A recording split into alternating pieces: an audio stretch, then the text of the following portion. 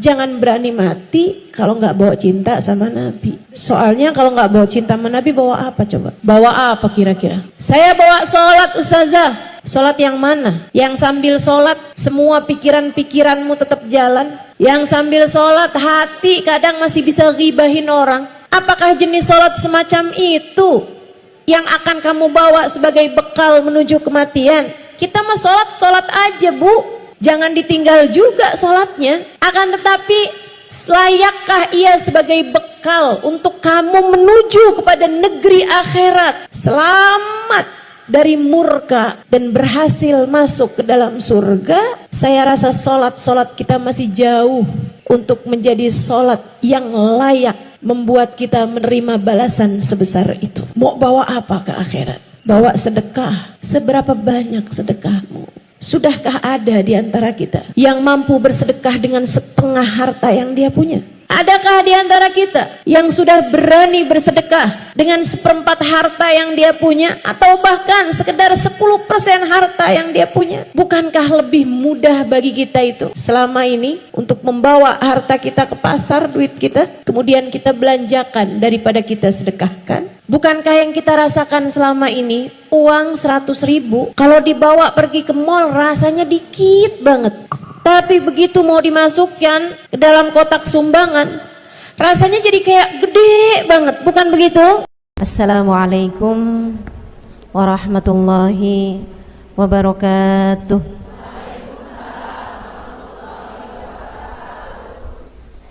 Alhamdulillah, wassalatu wassalamu ala rasulillah Muhammad ibn Abdillah wa ala alihi wa sahbihi wa man wala. Subhanaka la ilma lana illa ma 'allamtana innaka antal alimul hakim. Rabbi shrah li sadri wa yassir li amri wahlul 'uqdatan min lisani yafqahu qawli, amma ba'du. Baik, sebelum kita mulai, kita akan baca niat belajar bersama-sama. Mudah-mudahan ilmunya nanti sekali lagi jadi ilmu yang manfaat buat kita sekalian. Bismillahirrahmanirrahim. Nawaitu ta'allum wa ta'lim wan naf'a wal intifa' wal mudzakarah wat tadhkir wal ifadah wal istifadah wal hidza 'ala tamassuk bi kitabillah wa sunnati rasulillah sallallahu alaihi wa alihi wa sallam wa du'a ilal huda wa dilalata 'alal khair ibtigha'a mardatih wa qurbih wa thawabih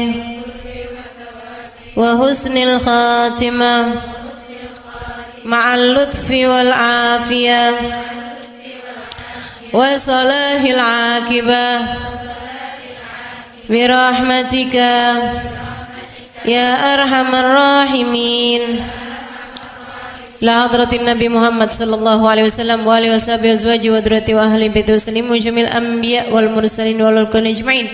Anna Allah yaghfiruhum wa yarhamuhum wa ya'li darajatihim fil jannah wa yanfa'una barakatihim wa asrarihim wa anwarihim wa ulumihim wa nafaatihim fid din wa dunya wal akhirah.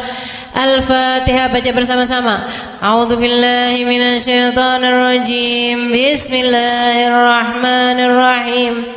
Alhamdulillahi rabbil alamin, arrahmanir rahim, maliki yaumiddin.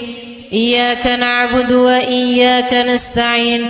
Ihdinas siratal mustaqim, siratal ladzina an'amta 'alaihim ghairil maghdubi 'alaihim waladdallin.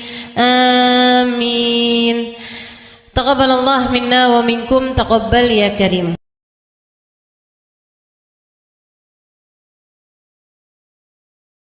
Yang hadir di majelis ini baik ibu-ibu, kakak-kakak, adik-adik, anak-anak, nenek-nenek, semoga semuanya dirahmati dan dicintai Allah. Semoga semuanya disayangi dan disyafaati Rasulullah Baginda Muhammad sallallahu alaihi wa ala alihi wa sahbihi wasallam. Sehingga mudah-mudahan di hari akhirat nanti Allah perkenankan kita ada dalam rombongan Nabi besar Muhammad, ada di belakang benderanya Nabi besar Muhammad, termasuk di antara kelompok orang-orang yang diselamatkan Allah Subhanahu wa taala pada hari di mana hanya ada satu kelompok yang diselamatkan Allah, yaitu kelompoknya baginda Nabi besar Muhammad, yang kata beliau Adam wa man dunahu tahta liwa'i yaumal qiyamah, Nabi Adam dan nabi-nabi yang sesudahnya hanya akan berada di belakang benderaku di hari akhirat nanti. Maka yang ada di belakang Nabi adalah kelompok yang selamat. Siapa yang ada di belakang beliau? Para nabi-nabinya Allah. Siapa yang ada di belakang beliau? Para rasul utusan Allah. Siapa yang ada di belakang Nabi Muhammad? Para wali-walinya Allah Subhanahu wa taala. Syekh Abdul Qadir Jailani, Al-Faqih Al-Muqaddam Muhammad bin Ali Ba'alawi, Rabi'atul Adawiyah, sebut nama wali semuanya hanya akan berada di belakang Nabi besar Muhammad. Siapa yang ada di belakang Nabi Muhammad? Para sahabat-sahabat Nabi besar Muhammad sallallahu alaihi wasallam. Sayyidina Abu Bakar ada di belakang Nabi, Sayyidina Umar, Sayyidina Uthman, Sayyidina Ali, Zubair bin Awam, Khalid bin Walid, Zaid bin Haritha, Usama bin Zaid, para sahabat-sahabat Nabi besar Muhammad sallallahu alaihi wa ala alihi wasallam hanya akan berada di belakangnya Nabi besar Muhammad.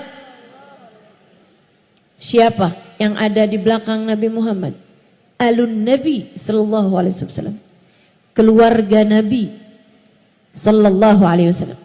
Sayyidah Fatimah, Sayyidah Zainab, istri Nabi Muhammad, Sayyidah Khadijah, Sayyidah Aisyah, Sayyidah Sofia, Sayyidah Hafsah, Sayyidah Salamah, semuanya akan ada di belakang Nabi Muhammad. Cucu-cucu Nabi Muhammad, Sayyidina Hasan, Sayyidina Husain, Sayyidina Ali Zainal Abidin, Sayyidina Muhammad Al-Baqir, Sayyidina Musa Al-Kadhim, Sayyidina Al-Muhajir Allah Ahmad bin Isa, para habaib-habaib yang mulia, semuanya akan berada di belakangnya bendera Nabi besar Muhammad. Maka orang soleh dari zaman Nabi Adam sampai zaman akhir, yang solehnya semua hanya akan jadi pasukan, rombongan di bawah kepemimpinan Nabi besar Muhammad. Artinya, kalau kita, kalau kamu, kalau saya tidak ada dalam rombongannya Nabi Muhammad, artinya kita tidak termasuk di antara mereka yang selamat. Kita nggak bisa bilang, saya nggak harus ada di belakangnya Nabi kok. Saya maunya adanya di belakangnya Imam Ghazali. Imam Ghazalinya ada di belakang Nabi Muhammad.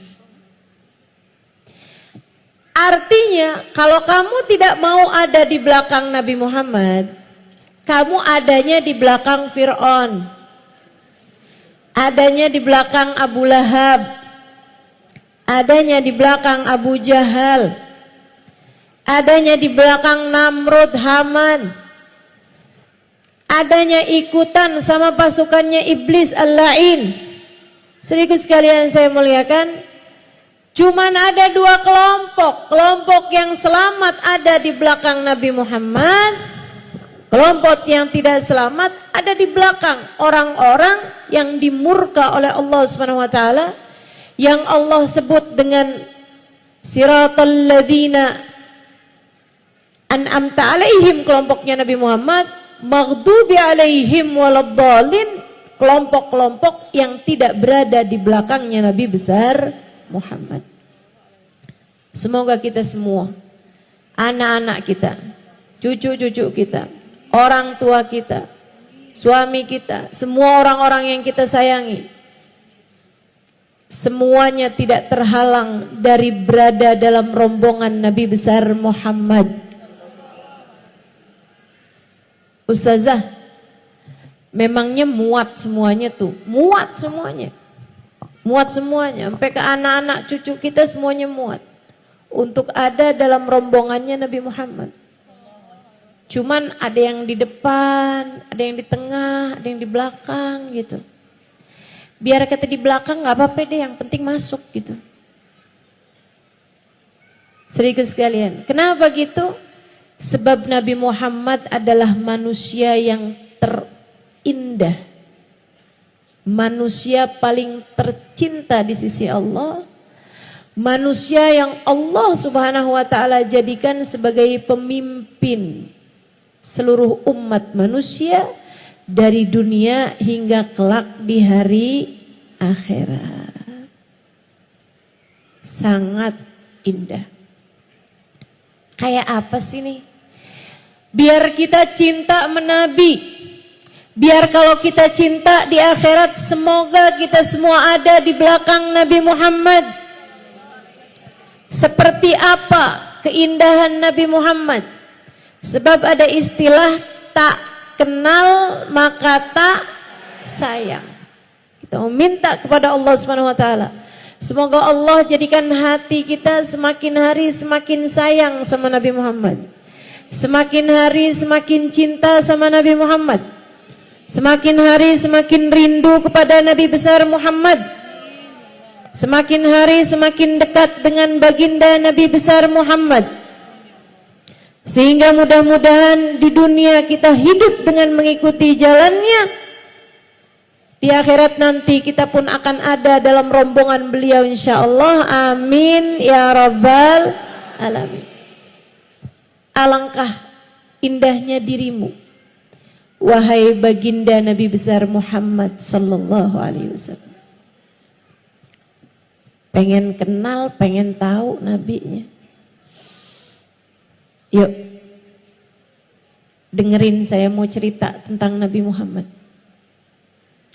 Dengerinnya bukan cuman pakai telinga, karena telinga bisa lupa apa yang telah ia dengar. Akan tetapi saya memintamu untuk mendengarkan dengan telinga hatimu, untuk mendengarkan dengan hatimu agar apa yang kamu dengar dengan hati tidak mudah keluar lagi. Telinga bisa lupa apa yang dia dengar, tapi hati tak pernah lupa siapa yang dia cinta. Saya selalu sampaikan di mana-mana tempat, jangan berani mati kalau nggak bawa cinta sama Nabi. Menurut saya begitu. Saya nggak akan berani mati kalau nggak bawa cinta sama Nabi. Dan saya berharap juga semua teman-teman seperti itu. Jangan berani mati kalau nggak bawa cinta sama Nabi. Soalnya kalau nggak bawa cinta sama Nabi, bawa apa coba? Coba bawa apa kira-kira? Saya bawa sholat ustazah. Sholat yang mana? Yang sambil sholat semua pikiran-pikiranmu tetap jalan. Yang sambil sholat hati kadang masih bisa ghibahin orang. Yang sambil sholat hati kadang-kadang bisa suudzon sama orang. Yang sambil sholat pikiran kemana-mana. Apakah jenis sholat semacam itu yang akan kamu bawa sebagai bekal menuju kematian? Kita mah sholat aja bu. Kita mah sholat aja dek. Jangan ditinggal juga sholatnya. Akan tetapi layakkah ia sebagai bekal untuk kamu menuju kepada negeri akhirat, selamat dari murka dan berhasil masuk ke dalam surga?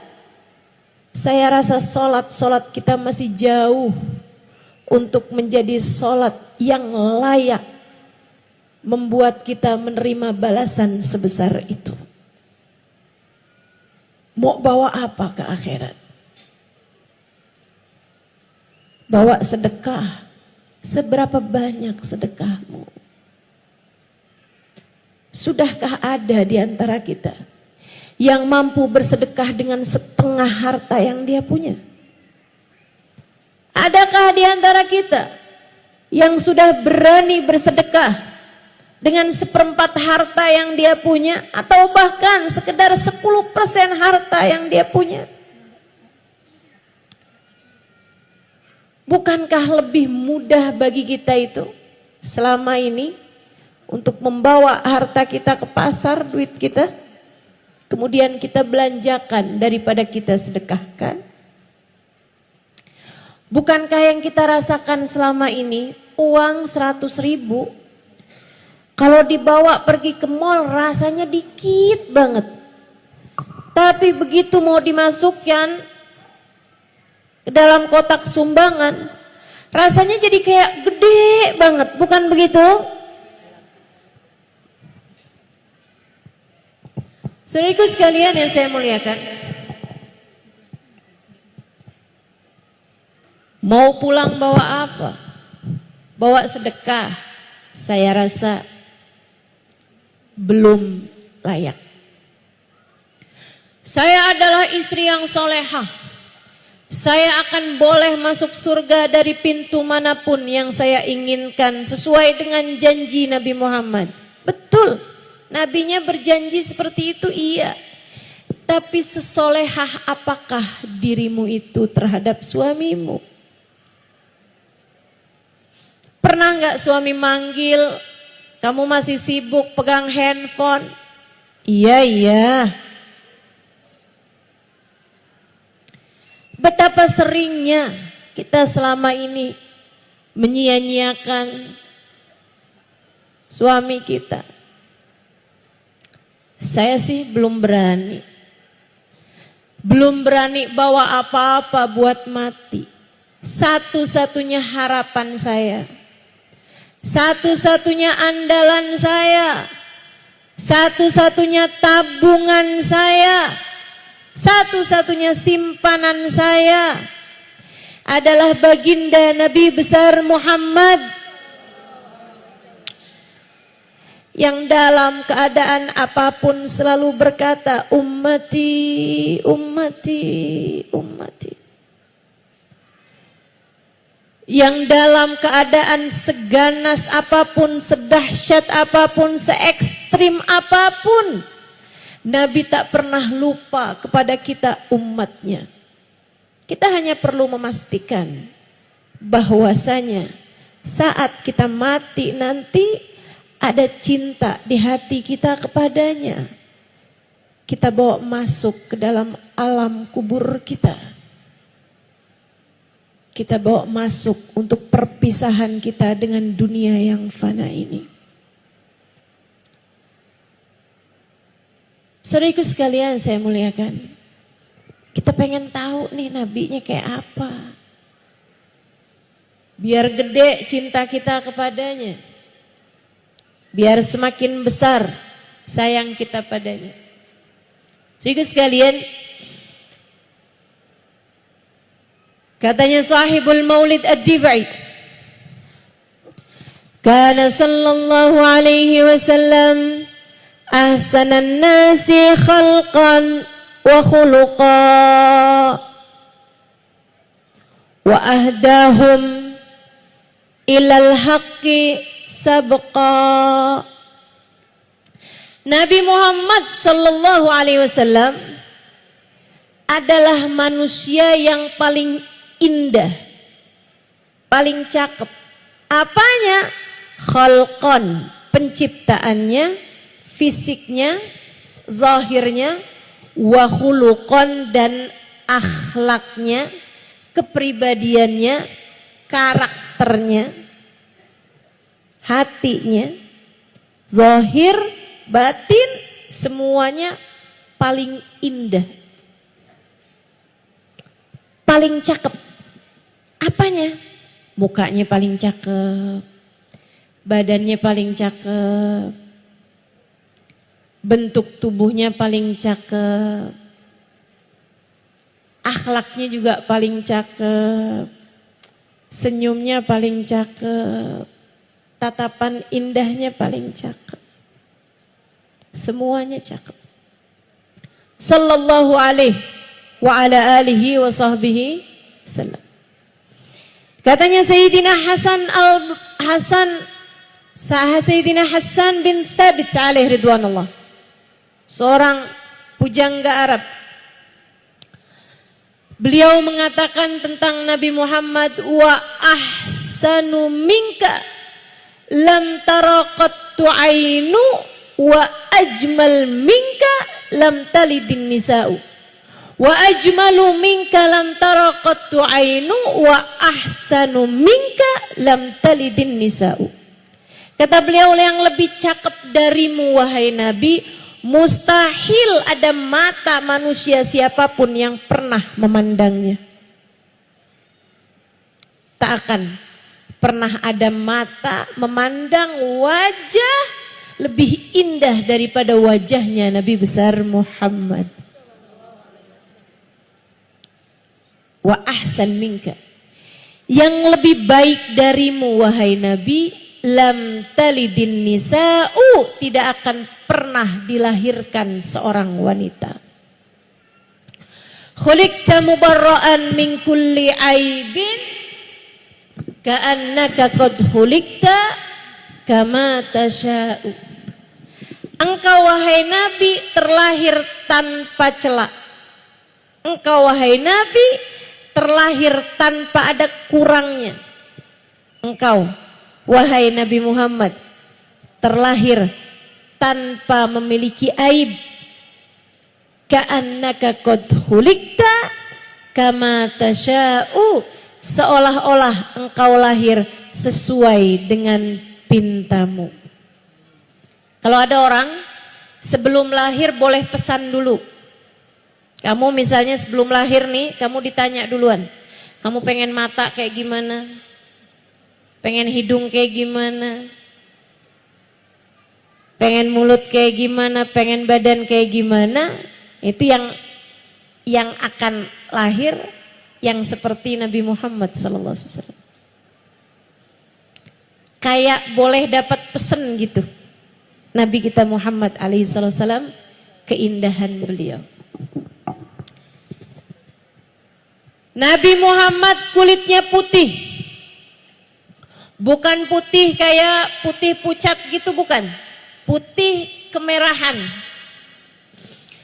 Apabila beliau sedang malu atau sedang marah, ada semburat merah di pipi beliau sallallahu alaihi wasallam.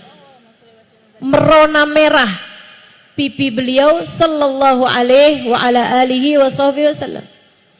Wajahnya lebih kebulat daripada memanjang. Para sahabat meriwayatkan, kami kalau melihat Nabi lebih kebayangnya kepada bulan purnama. Alisnya seperti nun, hidungnya seperti alif, bibirnya seperti mim. Saudaraku sekalian, alfiyul anfi, mimiyul fami, nuniyul hajib. Hidungnya seperti alif, kecil, mancung, tinggi. Gak kayak saya. Saya lebih mirip huruf ta. Lebar dan berbaring. Alhamdulillah. Gak apa-apa. Yang beginian ini kita gak harus contoh. Nggak harus, oh Nabi mukanya kayak gitu, saya pengen juga ah. Nabung, pergi ke dokter, operasi plastik. Biar hidungnya kayak hidung Nabi, huruf alif. Alisnya kayak alis Nabi, huruf nun yang terbalik. Bibirnya penuh, merah. Saya sulam aja deh kalau gitu. Nggak perlu. Kita nggak perlu mencontoh wajah Nabi besar Muhammad sallallahu alaihi wa ala alihi wasallam. Yang kita perlu adalah mencontoh akhlak beliau sallallahu alaihi wasallam. Yang perlu kita contoh adalah cara Nabi Muhammad mempergunakan matanya, mempergunakan hidungnya, mempergunakan telinganya, itu yang perlu kita contoh. Akan tetapi masalah bentuk secara fisik bukan merupakan sunnah yang perlu kita ikuti. Saudara sekalian yang saya muliakan, Nabi besar Muhammad sallallahu alaihi wasallam giginya putih, kecil-kecil. Nabi Muhammad alaihi salatu wassalam, gigi beliau itu ada gingsulnya karena peristiwa perang. Ya, pernah di saat perang Uhud, itu gigi beliau kena pukul sehingga ada yang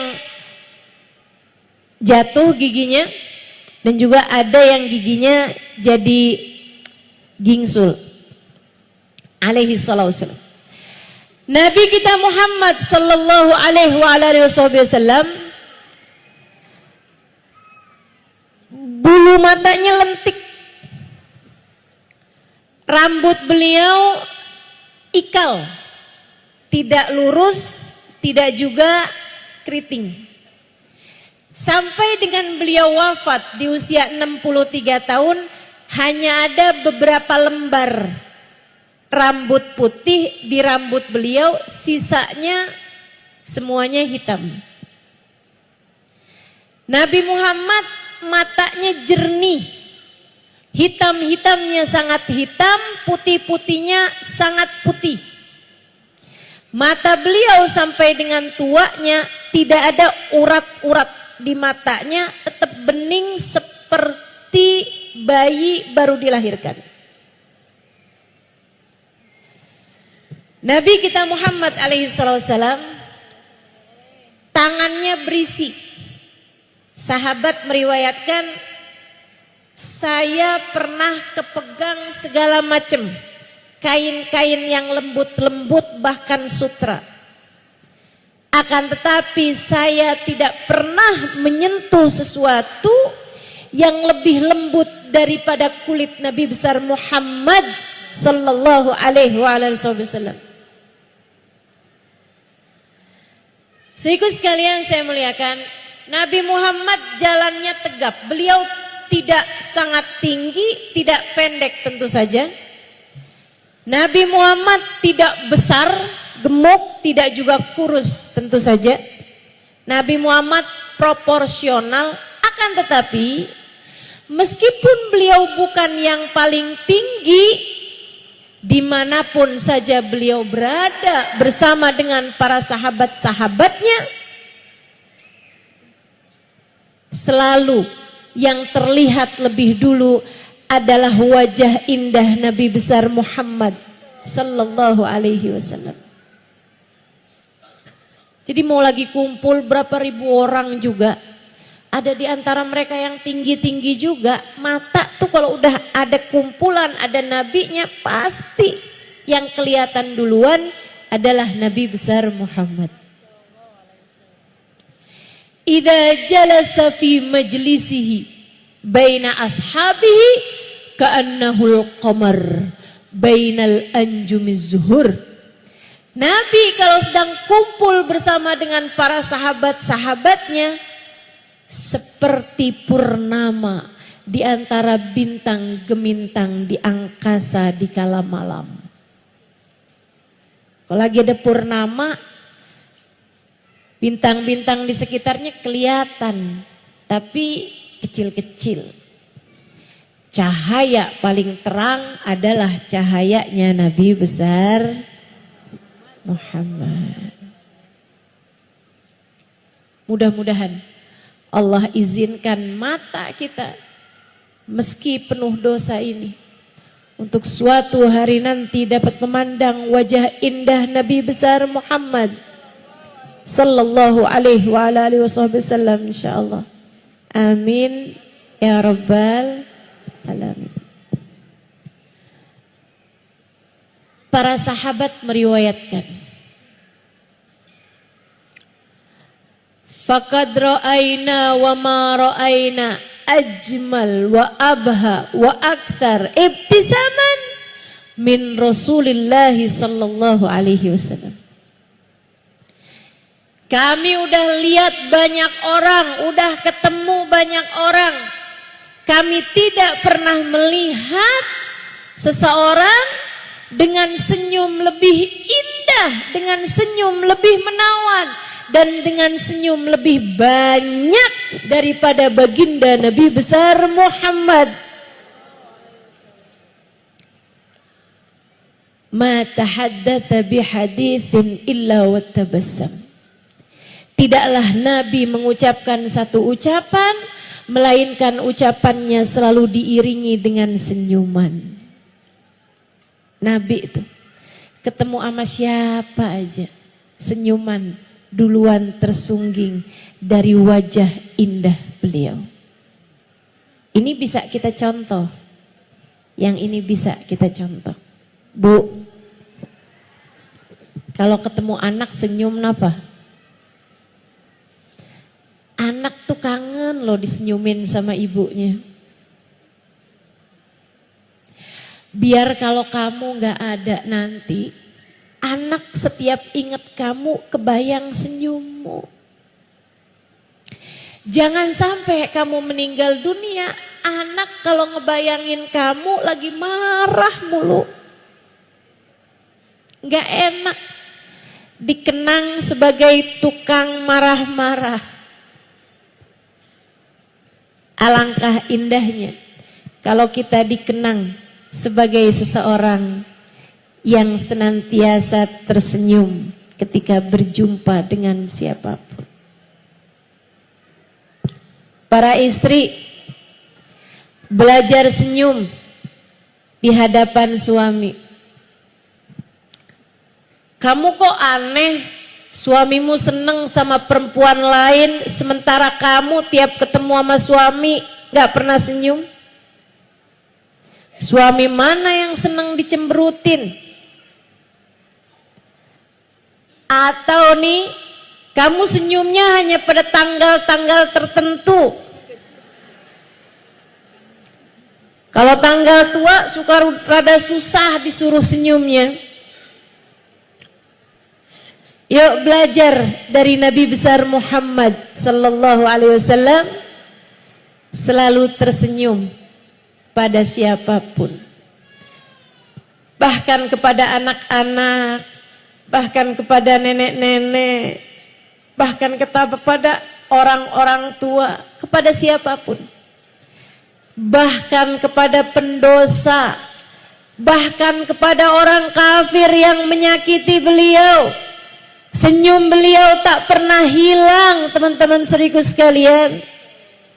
Semoga Allah mampukan kepada kita untuk melaksanakan adab dan akhlak mulia ini insya Allah. Amin ya rabbal alamin. Saudaraku sekalian yang saya muliakan, ini Nabi Muhammad alaihi salatu wassalam bersama dengan keindahan fisik beliau juga Allah subhanahu wa ta'ala karuniakan keindahan yang tidak diberikan Allah kepada selain beliau alaihi salatu wassalam. Kalau ditanya ustazah, tunggu nih ustazah, Nabi Muhammad kata ustazah cakep, gak ada yang lebih cakep dari Nabi. Iya, Nabi Yusuf gimana ustazah? Sayyid Muhammad bin Alwi bin Abbas Al-Maliki dalam kitabnya Al-Insan Al-Kamil, Muhammad Al-Insan Al-Kamil, beliau menyatakan idza u'tiya Yusuf syatral jamal faqad u'tiya nabiyyuna Muhammad sallallahu alaihi wasallam al-jamal kullah. Jika dikatakan bahwa Nabi Yusuf telah diberi separuh ketampanan, ketahuilah bahwa Nabi Muhammad adalah seseorang dengan ketampanan seutuhnya.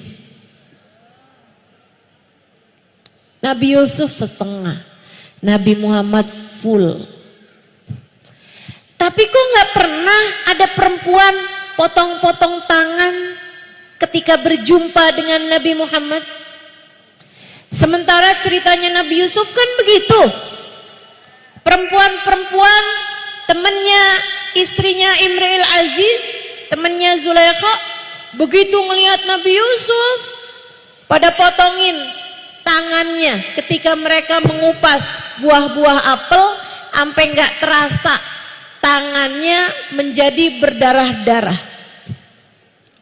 Sambil bilang, "Ma hadza basyara, in hadza illa malakun karim."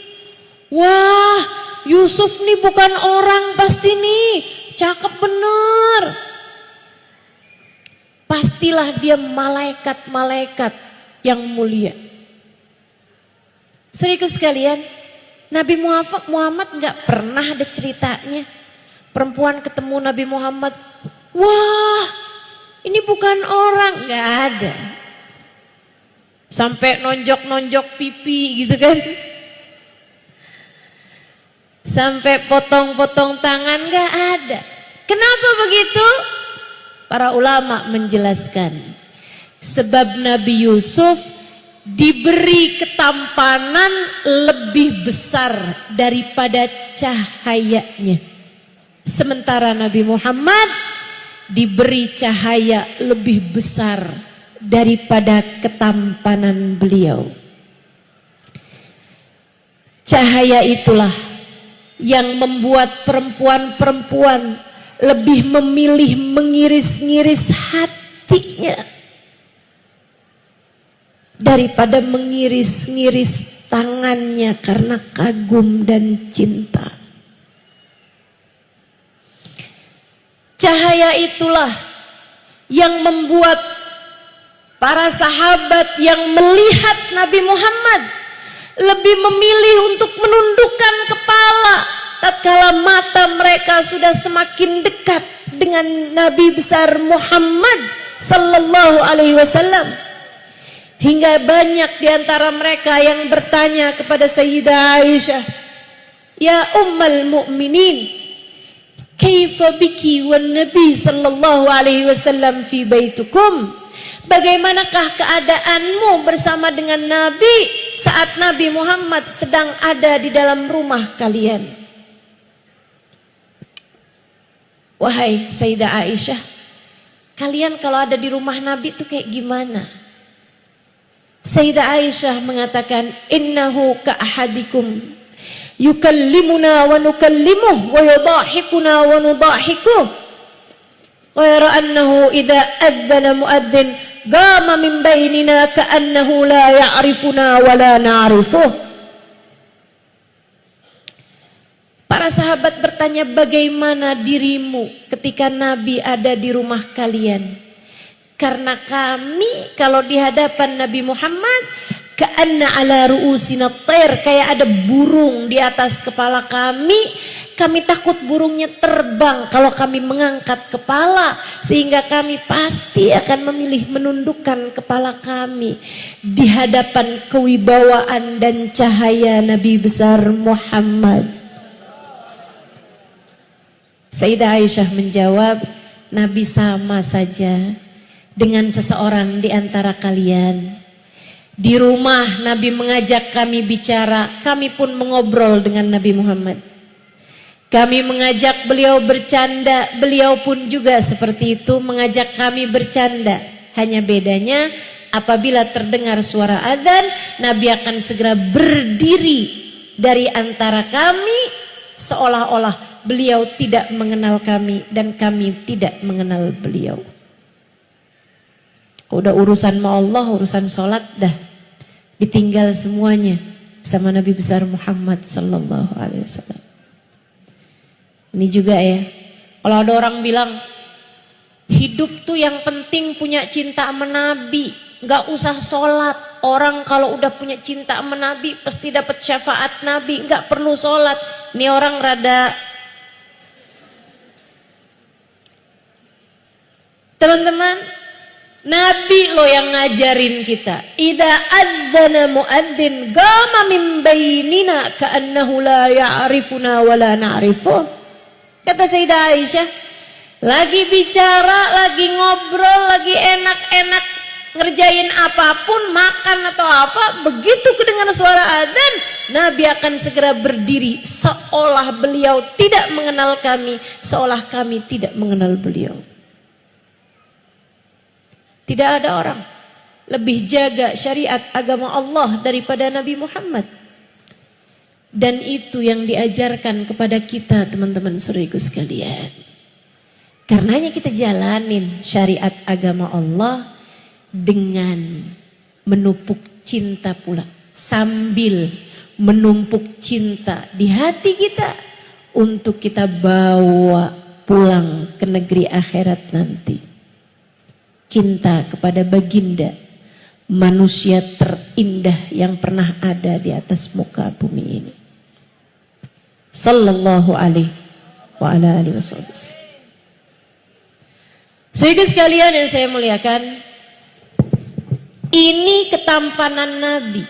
Dan sekali lagi, selain daripada dikaruniai Allah ketampanan semenawan itu, Nabi Muhammad dikaruniai kelebihan-kelebihan yang Allah tidak berikan kepada selain Nabi Muhammad. Apa contohnya?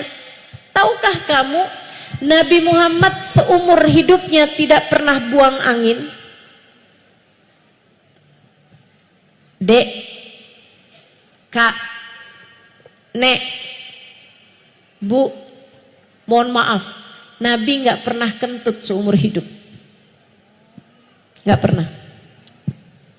Kenapa gitu Ustazah? Karena Allah nggak mau ada aroma-aroma kurang sedap keluar dari tubuh Nabi Muhammad. Bagaimana denganmu?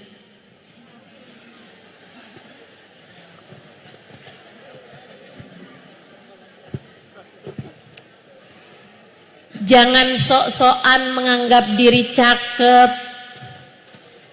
Begitu kentut yang di samping-samping pergi semua. Udahlah, kita mah terima aja Bu. Segini-gininya ini yang Allah kasih buat kita. Kalau mau keren tuh Nabi Muhammad alaihi salam. Masya Allah. Kok ya Allah tuh ya bikin Nabi sesempurna itu gitu. Mata abaqattu taha mutlaqan abada. Bukan hanya nggak pernah buang angin, Nabi Muhammad juga nggak pernah sendawa.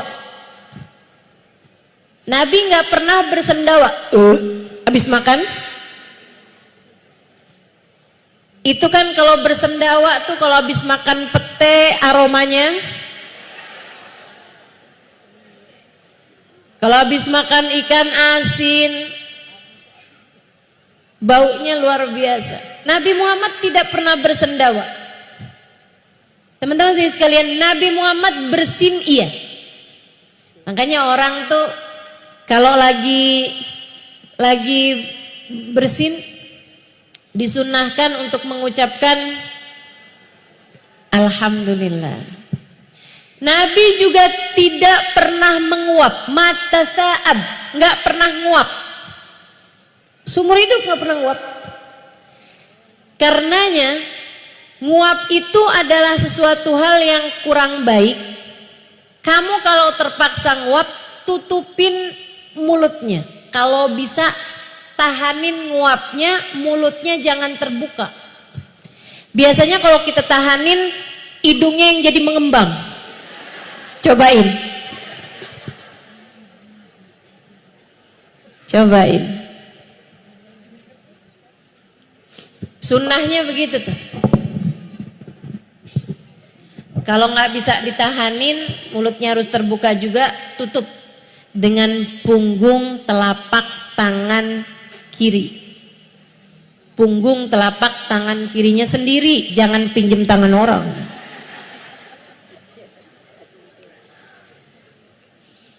Nabi Muhammad sallallahu alaihi wasallam tidak pernah dihinggapi lalat. Gak pernah. Seumur hidup gak pernah ada lalat hinggap di tubuh beliau yang mulia. Saudaraku sekalian saya muliakan, dan yang lebih ajaib, Nabi itu kalau buang hajat nggak pernah ada bekasnya. Kok bisa Ustazah? Nah ini cerita dari Sayyidina Ibnu Mas'ud alaihi ridwanullah. Makanya teman-teman, kalau ada orang zaman-zaman sekarang nih yang suka ngaco-ngaco aja bilangnya, jangan berlebihan kepada Nabi Muhammad. Nabi Muhammad itu hanyalah seorang manusia. Nabi Muhammad bukan Tuhan. Ya betul itu mah. Siapa juga yang pernah bilang Nabi Muhammad Tuhan? Kalau Tuhan nggak nikah, kalau Tuhan nggak punya anak.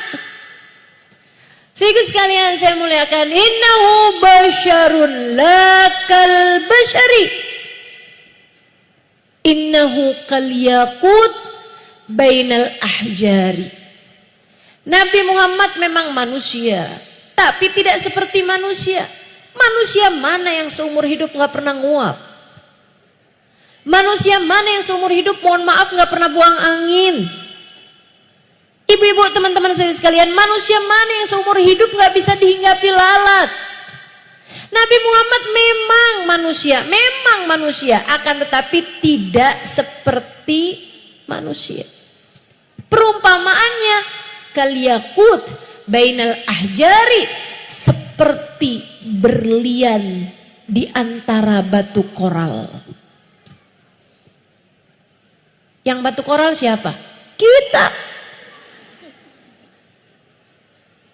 Nabi dibandingkan dengan manusia pada umumnya kayak batu berlian. Berlian batu apa bukan? Batu. Tapi berlian seujung kuku lebih mahal daripada batu koral 2 kontainer. Demikian pula dengan Nabi besar Muhammad. Manusia paling berharga di mata Allah. Manusia paling bernilai di mata Allah. Manusia yang paling tercinta di sisi Allah.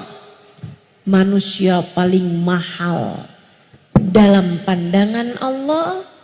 Mudah-mudahan Allah jadikan kita sebagai sebaik-baik pengikut baginya. Amin ya rabbal alamin. Sehingga sekalian saya muliakan, Nabi Muhammad nggak pernah kelihatan ithru baulin qat. Jadi bekas pipis, bekas BAB beliau nggak pernah kelihatan. Hadisnya diriwayatkan dari Sayyidina Ibnu Mas'ud alaihi ridwanallah. Ini buat yang romannya, yang gayanya sok-sokan cari dalil, ada tuh di babun najasat. Di kitab Baijuri ada, di kitab Bujairami ada, di kitab I'anatul Talibin ada, di Igna ada juga. Terus yang suka nyari dalil bilang kayak gini, itu kitab apaan sih yang disebutin mau Ustazah? Dah kalau kamu belum ngerti jangan sok-sokan nyari dalil.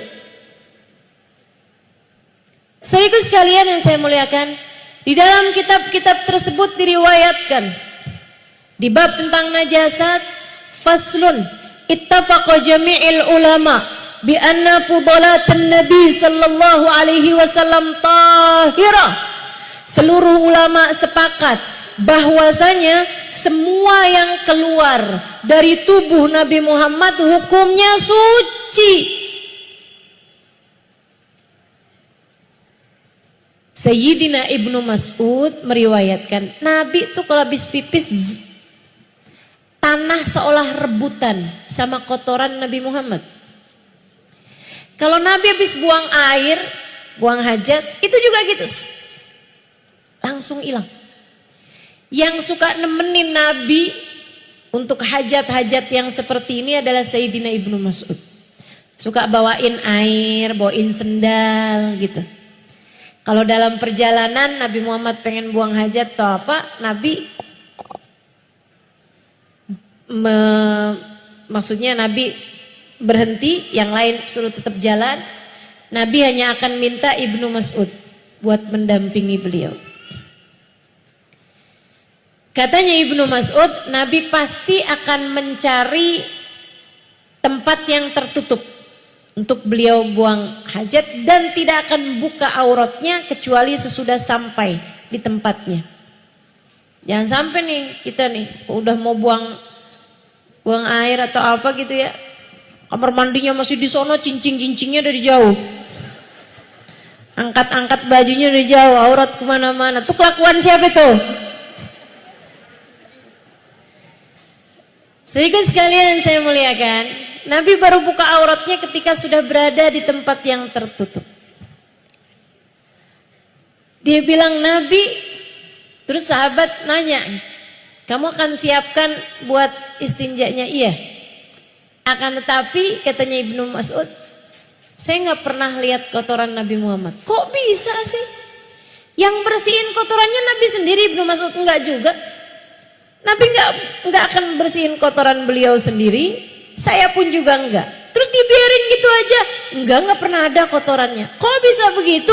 Wa ka'annal ard yatasara ilaih. Aku lihatnya bumi tuh kayak rebutan gitu.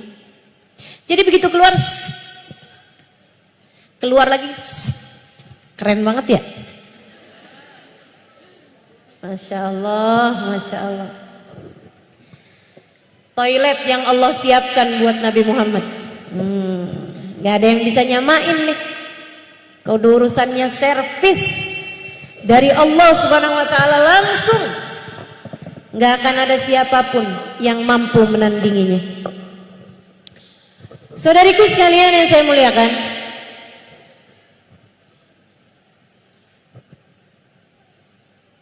Ibnu Mas'ud menambahkan ceritanya. Kata beliau, pernah satu waktu Nabi Muhammad lagi buang hajat, semuanya lagi mau buang hajat, ingin buang hajat, nggak ada penutup, nggak ada ruangan yang tertutup, nggak ada apa-apa yang bisa pakai buat nutupin badan beliau. Hanya dari kejauhan kelihatan beberapa pohon kurma. Nabi kemudian memanggil pohon tersebut untuk nutupin Nabi Muhammad. Maka berdatanganlah satu pohon diiringi pohon-pohon yang lain, berjalan menuju Nabi besar Muhammad sallallahu alaihi wasallam. Mereka kemudian sujud kepada Nabi.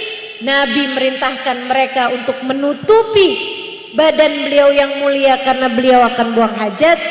Mereka pun melaksanakannya. Sesudah itu Nabi meminta mereka untuk kembali lagi ke tempat mereka berasal. Ustazah kok kayak dongeng? Maksud kamu? Kamu gak percaya sama hal-hal yang seperti ini? Hadisnya sahih, teman-teman saudaraku sekalian. Kalau kamu menganggap agama ini nggak masuk di akal saya, bukan agama yang nggak masuk di akal kamu, akan tetapi akal kamu yang terlalu kerdil untuk bisa menerima mukjizat Allah Subhanahu Wa Taala yang diberikannya kepada Nabi Muhammad. Menurutmu, bagi Allah sulitan menggerakkan langit, bumi dan isinya yang sudah Allah lakukan selama ini, ataukah Sulitan sekedar menggerakkan pohon untuk datang kepada Nabi Muhammad kemudian mengembalikannya. Sulitan alam semesta, teman-teman sekalian. Jika Allah melakukan selama ini, menggerakkan alam semesta dengan kekuasaannya, tidakkah mudah bagi Allah untuk memberikan apa yang dimaui oleh kekasihnya Muhammad sallallahu alaihi wasallam? Al-Imam Al-Busiri dalam kitabnya menyampaikan dalam burdahnya, Ja'at li da'watihil ashjaru sajidatan tamshi ilaihi ala saqin bila qadami Maula ya salli wa sallim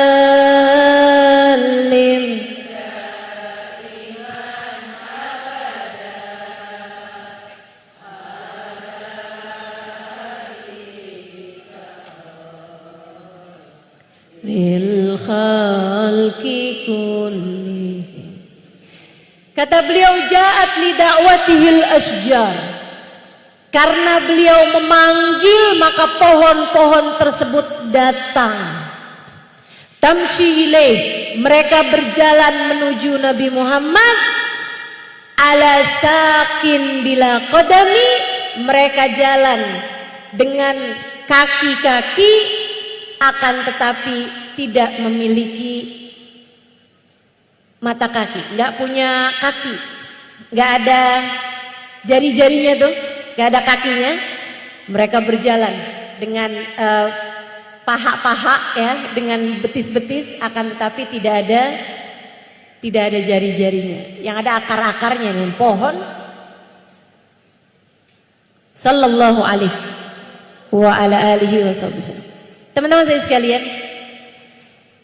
bahkan tentang kencing, darah, nanah atau apapun yang keluar dari tubuh Nabi Muhammad, seperti yang tadi telah saya sampaikan, seluruh ulama sepakat dengan kesuciannya. Ini saya sampaikan sebagai pengetahuan bagimu yang mudah-mudahan menambahkan keimanan dan kecintaanmu kepada Nabi Muhammad. Saya pikir-pikir ya, nggak ada orang yang bahkan diceritain kencingnya aja bikin hati jadi lega gitu, bikin hati jadi lapang, selain Nabi besar Muhammad sallallahu alaihi wasallam. Saya sih suruh cerita tentang Nabi Muhammad, cerita tentang kencing Nabi Muhammad aja saya senang. Apalagi cerita tentang syafaat Nabi Muhammad. Bahkan cerita tentang hal-hal yang seperti ini bisa mengobati penyakit-penyakit hati kita, teman-teman. Alangkah indahnya Nabi besar Muhammad. Sayyidah Salamah meriwayatkan, kata beliau, Nabi lagi menginap di rumah saya, salah satu istri Nabi Muhammad alaihissalam. Malam hari itu rupanya Nabi bangun di waktu malam, kemudian Nabi pengen pipis. Sebagaimana kita tahu, di rumah Nabi itu tidak ada kamar mandi zaman itu ya, 1400 tahun silam. Nabi pun pipis kayak di mangkok gitu, di tempat beliau letakkan pipisnya itu, teman-teman. Maksud saya itu nggak pernah kelihatan bekasnya. Kalau beliau kencingnya di tanah atau di bawah itu nggak akan pernah kelihatan bekasnya gitu, kencing ataupun buang hajat beliau gitu ya, atau kotoran beliau. Akan tetapi kali itu Nabi Muhammad karena ada di dalam rumah, beliau letakkan kencingnya tersebut itu di dalam tempat kayak semacam mangkok kecil gitu. Beliau letakkan di bawah tempat tidur, dekat tempat tidur. Sesudah itu Nabi Muhammad istinja Nabi Muhammad, sholat dan lain sebagainya. Saudaraku sekalian saya muliakan, jelang-jelang subuh Nabi itu terkadang baringan lagi, kayak tidur sebentaran gitu, 5 menit 10 menit. Saat itu Sayyidah Salamah bangun, sepertiga malam terakhir, dia berasa haus sekali. Cari-cari air nggak ketemu, ada apa itu dekat tempat tidur? Oh, air, alhamdulillah. Bismillahirrahmanirrahim, glek diminum. Tidak sengaja, tanpa tahu bahwa itu adalah pipis, adalah urin, adalah air kencing Nabi besar Muhammad sallallahu alaihi wasallam. Pagi hari Nabi Muhammad bilang sama Salamah, "Ya Salamah, irmi bauli tahta sarir." Wahai Salamah, coba tolong buangkan kencing saya itu di bawah tempat tidur. Ahwa bauluka ya Rasulullah. Itu memangnya kencingmu ya wahai Rasul? Bala ya Salamah. Iya benar Salamah. Semalam saya kencing kemudian saya taruh aja di situ. Faqad syaribtu ya Rasulullah. Saya telah meminumnya semalam wahai Rasul. Kenapa begitu? Saya bangun malam-malam berasa haus, jadi saya minum aja gitu Rasul. Saya nggak tahu kalau itu adalah kencingmu. Nabi senyum kemudian mengatakan, "Idzan la yuji'uka batnuka ya Salamah." Kalau begitu kamu tidak akan pernah sakit perut lagi sesudah ini wahai Salamah. Salamah mengatakan, yang ini? Salamah mengatakan, sejak hari itu sampai dengan sekarang, beliau ketika mengatakan itu sudah di usia lanjut teman-teman, saya tidak pernah lagi mengeluhkan tentang sakit saya karena saya berhenti sakit perut sejak hari itu. Masya Allah. Obat mujarab ya, tapi khusus pipisnya Nabi Muhammad SAW. Jangan coba-coba praktekkan dengan pipis siapapun, karena ini khususiyah, kehususan yang Allah Subhanahu wa taala berikan kepada baginda kita Nabi besar Muhammad. Tapi dari sini para ulama mengatakan bahwa memang pipisnya Nabi Muhammad dan semua yang keluar dari tubuh Nabi Muhammad hukumnya adalah suci. Hanya Nabi Muhammad saja titik doang, gak ada yang lainnya. Tidak untuk selain Nabi Muhammad siapapun orangnya. Walaupun orangnya bisa terbang sampai ke bulan sekalipun, walaupun orangnya bisa terbelah-belah, di satu waktu ada di sini, ada di Mekah, ada di Madinah sekalipun, mau dia punya keramat seperti apapun, hebat seperti apapun, bisa menggandakan uang, bisa mengeluarkan berlian dari mulut, tetap aja pipisnya, kencingnya hukumnya najis. Yang suci cuma Nabi besar. Hadis lain diriwayatkan dari Sayyidina Ibnu Mas'ud alaihi ridwanullah. Kata beliau, "Dzat yaumin nadani Nabi sallallahu alaihi wasallam." Satu hari Nabi memanggil saya. Kemudian berkata, "Ya Ibnu Mas'ud, irmi dami." Wahai Ibnu Mas'ud, ghayyib dami fi mahal la yarahu fihi ahad. Tolong buangkan darah saya nih Ibnu Mas'ud. Beliau habis bekam. Ada darahnya tuh kan? Ibu-ibu tahu bekam?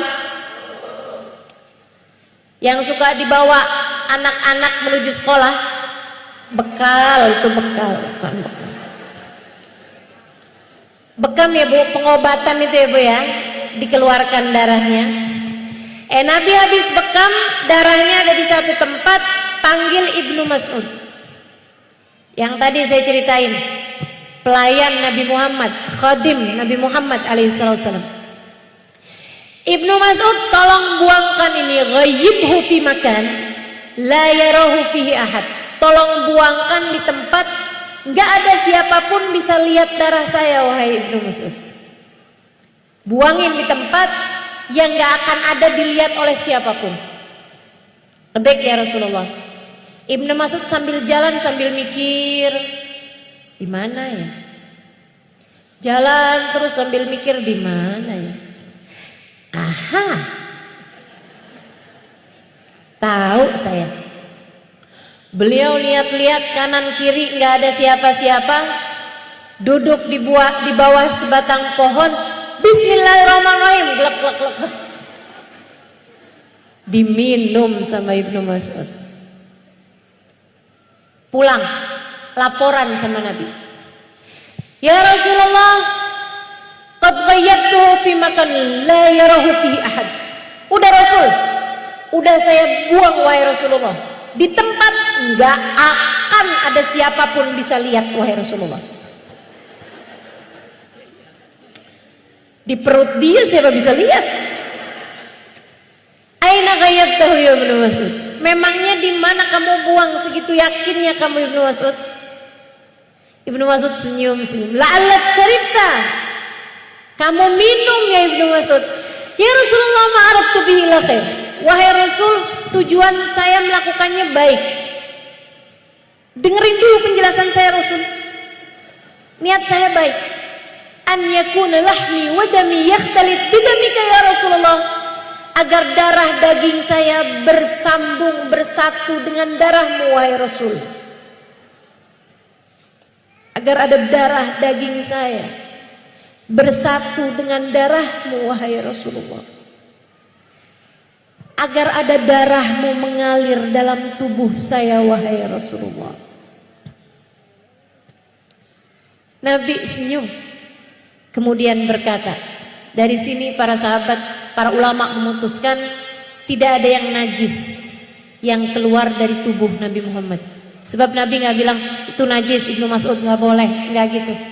Nabi berkata, maka darah daging yang bersatu dengan darahku lan yusibuhun nar, tidak akan pernah tersentuh api neraka.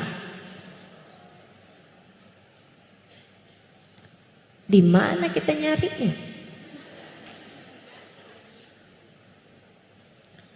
Saudaraku sekalian yang saya muliakan, keringat. Keringat. Para sahabat itu mengatakan, kami tidak pernah mencium wangi lebih wangi daripada baginda Nabi besar Muhammad sallallahu alaihi wasallam. Sayyidina Sulaim sebelum turun ayat hijab. Nabi lagi tidur di rumah beliau, istirahat siang. Beliau adalah ibunda Anas bin Malik. Tengahan Nabi lagi istirahat di kamar, hordemnya itu terbang-terbang. Sayyidah Sulaim lewat-lewat di situ, wangi bener nih, wangi banget. Apa ya yang wangi ya? Cium horden nggak wangi, cium ini nggak wangi, cium itu nggak wangi, cium badan sendiri, bau ternyata. Apa nih yang wangi, enak banget wanginya. Sampai angin menerbangkan horden Sulaim, tirai Sulaim. Di sanalah beliau melihat Nabi Muhammad sedang tidur dan berkeringat. Sulaim pun masuk, dilihat, ya Allah, ini dia nih yang bikin jadi wangi keringatnya Nabi Muhammad. Sulaim mikir gimana caranya ya. biar saya bisa sering cium wangi ini. Aha.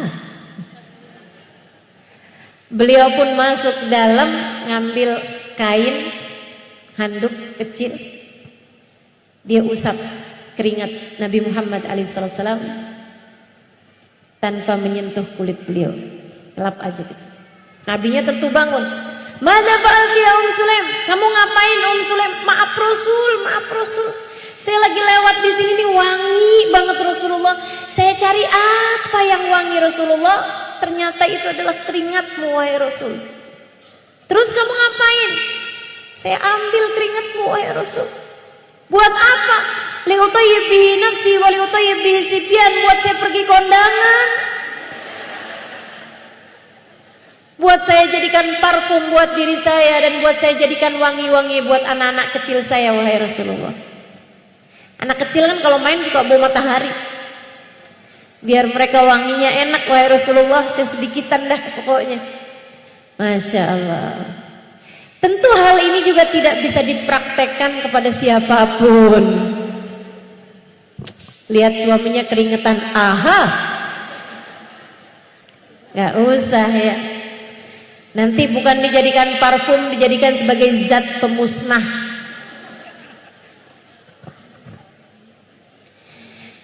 Teman-teman sekalian, baginda kita Nabi Muhammad, idza jalasa fi majlisin baqiya tibuhu fihi ayyaman wa in taghayyab. Apabila beliau duduk di satu majlis, wanginya keciuman berhari-hari, meskipun Nabi sudah tidak ada lagi di majlis tersebut. Idza marra bi tariqin urifa min tibihi annahu qad marra fihi. Apabila beliau jalan di sebuah jalanan, kecium dari baunya jalanan tersebut, ketahuan Nabi telah lewat di jalan tersebut. Jadi sahabat kalau ketinggalan pergi sama Nabi, nggak tahu Nabi lewat yang mana, ngendus saja baunya jalanan. Di sini diri Nabi Muhammad habis lewat. Masya Allah, sallallahu alaihi, wangi luar biasa. Sahabat tuh bercerita, kami kalau salaman, cium tangan sama Nabi Muhammad, itu wanginya Nabi Muhammad kayak Nabi tuh abis nyelupin tangannya di minyak wangi paling mahal, paling enak gitu. Baunya Nabi Muhammad tuh keciuman di hidung kami bahkan sampai berhari-hari lamanya. Kayak enak aja gitu baunya. Padahal tuh habis salaman Nabi berapa hari yang lalu, sallallahu alaihi wa ala alihi wasallam. Sedikit sekalian, apapun aja yang disentuh sama Nabi jadi berkah. Ada anak kecil di masa dewasanya, di masa remajanya. Jadi masanya Nabi dia masih kecil, umur 4 tahun, 5 tahun gitu. Di masa dewasanya, orang kalau sumpek, kalau lagi sedih gitu, cari dia aja, pandangin aja mukanya, hilang semua sumpek. Heran, semua orang heran, kenapa kok bisa orang ini nih bisa mukanya itu bikin semua orang yang lihat seneng. Ditanyakanlah kepadanya, dia bilang, kamu tahu nggak, kita nih kalau lagi sumpek-sumpek, susah-susah, habis dimarahin istri gitu, kita suka pandang wajah kamu, hati seneng terus. Dia bercerita, dia bilang, saya memang begitu. Orang semua lihat muka saya pada seneng. Orang lihat muka saya hilang semua susah. Sejak bayi enggak. Dia bilang, sejak saya bermain dengan Nabi Muhammad, hari itu saya lagi bermain sendirian depan rumah saya. Saya mainan air, saya masukin ke mulut saya, kemudian saya semburkan. Anak 3 tahun, 4 tahun. Masukin air, sendirian, main sendiri. Dia bilang, idmarra alayya Rasulullah sallallahu alaihi wasallam. Ketika Nabi kemudian lewat di depan rumahku, ketika memandang aku bermain sendirian, Nabi pun menyempatkan diri untuk bermain bersama denganku. Sallallahu alaihi. Indahnya hati beliau, teman-teman. Siapa yang lebih sibuk daripada Nabi Muhammad? Gak ada. Akan tetapi meski sesibuk itu hidup beliau untuk mengajari umat, semua turut serta mendapatkan kasih sayangnya. Nabi pun memasukkan air ke dalam mulut beliau, kemudian menyemburkannya ke wajahku. Nabi masukin air ke mulutnya, kemudian Nabi gini, ke mulut, ke wajah anak tersebut.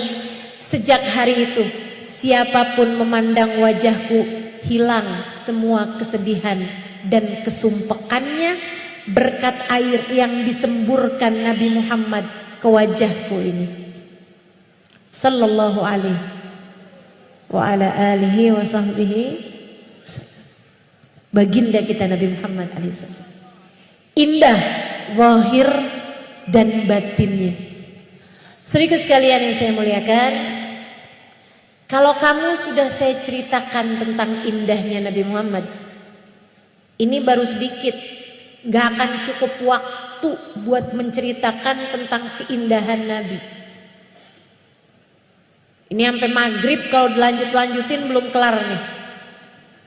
Gak apa-apa? Saya apa-apa? Tungguin pesawat gitu kan ya.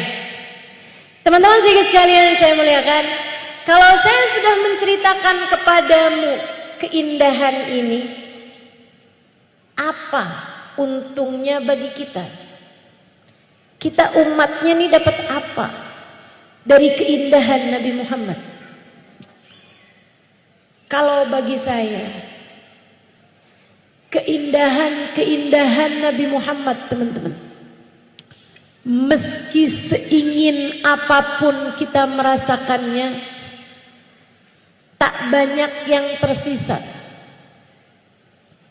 dari keindahan fisik beliau. Tak banyak lagi yang tersisa. Ada beberapa yang tersisa. Saya pernah diberi oleh seorang teman, dia bilang, Ustazah Syammi, Ustazah silakan cium, kayak ada tanah atau sesuatu yang warnanya coklat gitu. Gimana Ustazah? Wangi, saya bilang. Saya pejemin mata, saya bayangin lagi ada di taman berbunga, enak banget wanginya. Terus dia bilang, Ustazah tahu nggak ini apa? Saya bilang nggak tahu. Ini tanah dari makam Nabi besar Muhammad. Boleh diajak keluar? Boleh diajak keluar? Teman-teman saudaraku sekalian yang saya muliakan, sedikit yang tersisa dari keindahan Nabi Muhammad. Akan tetapi mendengarnya membuat saya berdoa, ya Allah, jika Engkau halangkan saya dari keindahan Nabi Muhammad di dunia, jangan halangkan saya untuk dapat merasakannya di akhirat nanti, ya Allah. Izinkan mata saya memandang indah wajahnya kelak di sana. Izinkan hidung saya mencium indah wanginya di sana. Izinkan telinga saya mendengar indah suaranya di sana. Sebab saya sudah terhalang dari keindahan tersebut di dunia. Setidaknya jangan halangkan saya dari keindahan tersebut di akhirat. Bukankah saya, meski beda tingkat, meski beda level dengan para sahabat-sahabat Nabi Muhammad, Akan tetapi saya merasa bahwa saya juga mencintai beliau. Meski beda level, meski beda kelas, kita sebagai umatnya juga mencintai Nabi Muhammad. Semoga kita tidak terhalang dari keindahan itu. Amin.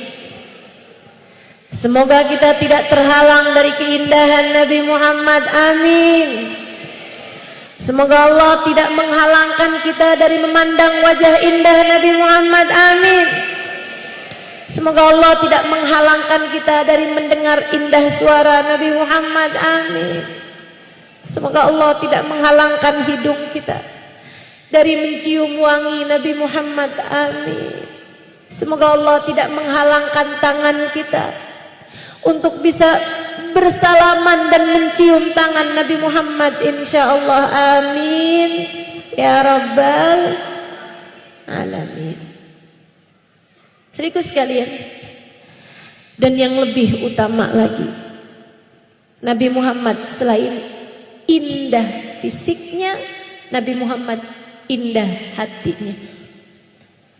Saya tak punya waktu banyak untuk menceritakanmu tentang keindahan hati Nabi Muhammad. Akan tetapi teman-teman, menurut saya, bagi saya, hal terindah dalam hati Nabi Muhammad yang sangat saya syukuri adalah indahnya cinta beliau kepada kita umatnya. Nabi Muhammad itu besar sekali cintanya kepada kita umatnya. Kata Nabi Muhammad, "Walladzi ba'atsani bil haqqi nabiyya." Demi Allah yang telah mengutusku sebagai seorang nabi. Ketika seseorang dari umatku terkena tusuk duri, aku sungguh-sungguh merasakan pedihnya di dalam hatiku ini.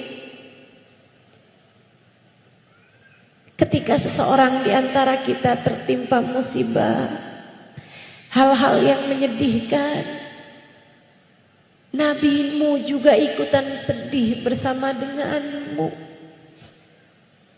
Cintanya kepada kita umatnya luar biasa, luar biasa. Dan itu adalah karunia terindah bagi saya yang Allah SWT berikan kepada kita hamba-hambanya. Teman-teman saudaraku sekalian, masalahnya tinggal ada pada kita, ada padamu, ada padaku. Adakah kamu hendak memanfaatkan kasih sayang, cinta di hati Nabi Muhammad untukmu, ataukah kamu menyia-nyiakannya begitu saja? Jangan sampai menyesal. Sama halnya dengan wanginya Nabi Muhammad tentu tidak akan tercium oleh orang-orang kafir yang tidak kepengen, tidak beriman, tidak cinta kepada Nabi Muhammad alaihissalam. Tentu saja teman-teman saudara sekalian, indahnya Nabi Muhammad, indah wajahnya Nabi Muhammad tidak akan terlihat oleh seorang yang kafir yang bahkan tidak mau berjumpa dengan Nabi Muhammad sallallahu alaihi wasallam. Walaupun Nabi secakep itu, kalau orang yang nggak mau ketemu sama Nabi, bagaimana dia bisa lihat wajah Nabi Muhammad? Bukan begitu? Kalau dia tidak mau mencium wangi Nabi Muhammad, nggak mau dekat sama Nabi Muhammad, tidak bertemu dengan Nabi Muhammad, meskipun Nabi sewangi itu, hidungnya tentu tidak akan mencium wanginya Nabi Muhammad alaihissalam. Maka teman-teman saudara sekalian, sama halnya dengan kita di zaman sekarang ini. Nabi cintanya kepada kita luar biasa. Tapi adakah kamu di antara yang mendapatkan cinta itu? Adakah kamu di antara yang mendapatkan kasih sayang itu? Tergantung padamu. Adakah kamu mau mendekat kepada Nabi Muhammad? Adakah kamu mau mengenalkan dirimu kepada Nabi, mencintai Nabi, merindukan Nabi? Ataukah Nabi Muhammad serasa orang lain saja bagimu? Jika ia serasa orang lain saja bagimu, tak akan banyak yang kamu dapatkan dari kasih sayangnya. Akan tetapi, ketika hatimu mendekat padanya, ketika kamu mengenalnya, mendekatinya, ketika kamu mencintainya, merindukannya, maka teman-teman saudaraku sekalian, keindahan kasih sayang Nabi Muhammad untukmu akan selalu kamu rasakan di dunia sebelum kelak di hari akhirat nanti. Maka jangan pernah mau jauh dari Nabi Muhammad. Mendekatlah, mendekat. Sayang-sayang, seindah itu Nabi Muhammad, dan kamu tak tertarik mendekatinya. Kamu lebih tertarik mendekati pejabat, kamu lebih tertarik mendekati orang kaya, kamu lebih tertarik mendekati orang terkenal. Kamu menyia-nyiakan bagindamu Nabi besar Muhammad. Jika terhadap orang yang kamu kira akan dapat membantumu di dunia, segitu saja kamu berusaha untuk mendekatinya sekuat tenaga, tidakkah kamu tertarik untuk mendekati bagindamu Nabi besar Muhammad? Ia adalah awwal syafi'in wa musyaffa, orang nomor satu dalam memberikan pertolongan kepadamu dunia hingga akhirat. Tengadah tangannya tak akan pernah ditolak Allah, doa-doanya tak akan pernah disia-siakan Allah. Ketika kamu didoakan oleh Nabi Muhammad, Allah akan mengijabah doamu. Sebab doamu ada dalam doa Nabi Muhammad. Dekati Nabi Muhammad. Dekati Nabi Muhammad. Pelajari sejarahnya. Dengarkan kajian tentangnya. Hadir di majelis-majelis maulid, majelis-majelis sholawat. Banyaklah bersolawat padanya. Awali pagimu dengan solawat. Ketika kamu bangun tidur, alhamdulillahilladzi ahyana ba'dama amatana wa ilaihi nusyur. Allahumma salli ala sayyidina Muhammad wa ala ali sayyidina Muhammad. Allahumma salli ala sayyidina Muhammad wa ala ali sayyidina Muhammad. 10 kali kamu baca sebelum tidur. Sesudah doa sebelum tidur kamu baca, akhiri dengan Allahumma salli ala sayyidina Muhammad wa ala ali sayyidina Muhammad 10 kali. Man shalla alayya 10 marrat hina asbah wa hina amsa wajabat lahu syafaati. Siapa yang bersalawat padaku 10 kali pagi hari, 10 kali malam harinya, maka wajib bagiku untuk memberikan syafaat padanya. Saudaraku sekalian saya muliakan, dekati Nabi Muhammad SAW. Dan mumpung kita lagi pada kumpul bersama-sama seperti ini, yuk kita akhiri majelis kita